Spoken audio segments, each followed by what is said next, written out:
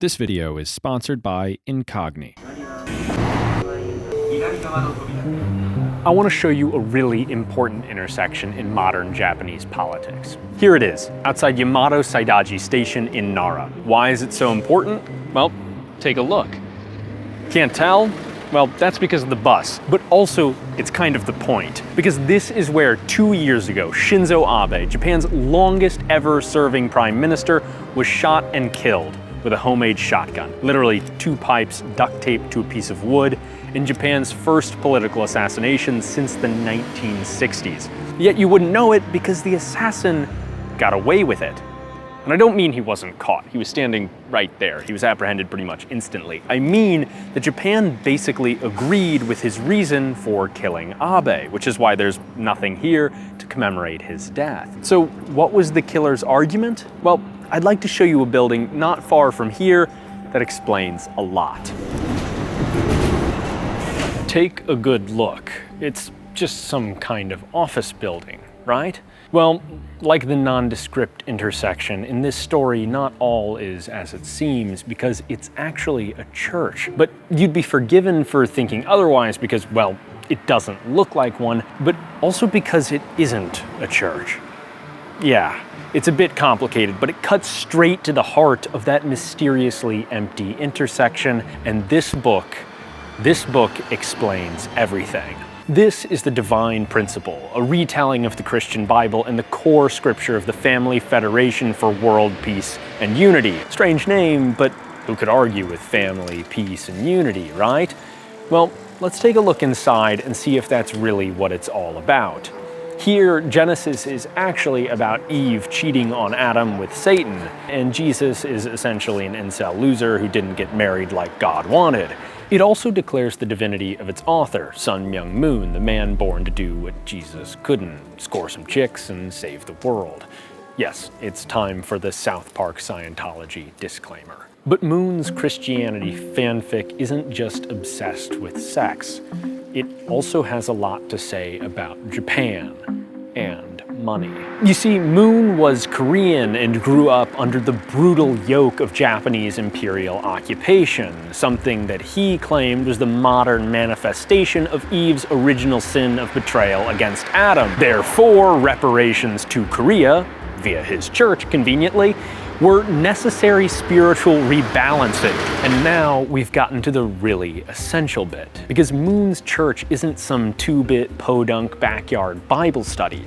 These are just a handful of the church's locations across Japan, not to mention their outposts all over the world, or their massive headquarters in New York City, or their shockingly influential newspaper, the Washington Times. As the Times suggests, the church has paid keen attention to political investments, developing tight relationships over the years with politicians all over the world, but especially in Japan's ruling Liberal Democratic Party, donating money and organizing volunteers in exchange for political protection. Among those friends, Shinzo Abe. Why all the investment in Japan? Because Japan is the church's cash cow, and its fundraising tactics aren't exactly kosher. Between 1987 and 2021, about 30,000 Japanese victims donated almost $1 billion to the church. And the usual tactic involved targeting older Japanese citizens, hounding and shaming them for Japan's very real abuse of the Korean people, guilting them into contributions which ranged from minor donations to devastating depletions of entire life savings. One such victim,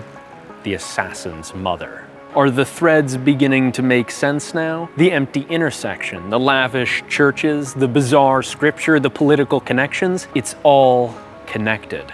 When Tetsuya Yamagami, Abe's killer, was asked why he did it, he said it wasn't about Abe's politics or his ideology. He said it was personal. He did it for his mother, who'd fallen prey to a vicious scam cult and lost everything. For his brother, who, stricken with cancer and unable to pay his medical bills, had killed himself.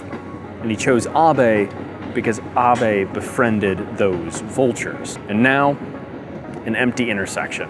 Because Abe isn't remembered as a martyr or a hero or even as a victim. To most Japanese, he merely got his comeuppance.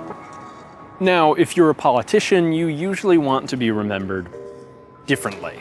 In fact, being remembered at all is probably why you got into politics in the first place. On the other hand, most people would prefer to be forgotten, especially on the internet. But these days, invisible yet ubiquitous data collection and resale is so rampant that almost seems impossible. Yet the sponsor of this video, Incogni, can do the impossible, making you disappear. Incogni erases your digital footprint by working with data brokers and consumer protection agencies across the world to ensure your information is deleted. So, to take back control of your personal data, get 60% off an annual subscription with our link, incogni.com/spectacles. And the best part is that the process is completely transparent.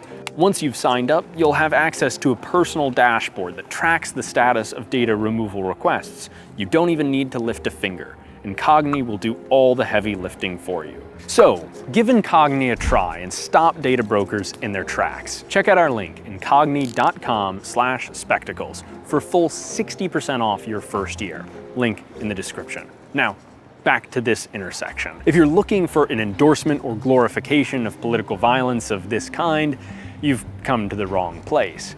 If, however, you want to understand this event and how it's shaken Japan's politics to their core, well then, two visuals help explain that. This shows which party has been in charge of Japan every year since it became a democracy in 1946. Notice something? Yeah.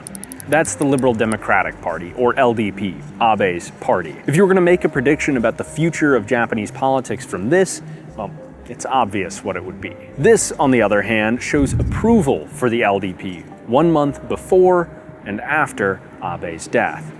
Make a prediction from this, and it's probably quite different. This public anger arising from sympathy for Yamagami's perspective was enough to send the LDP Prime Minister and Abe's successor, Fumio Kishida, scrambling.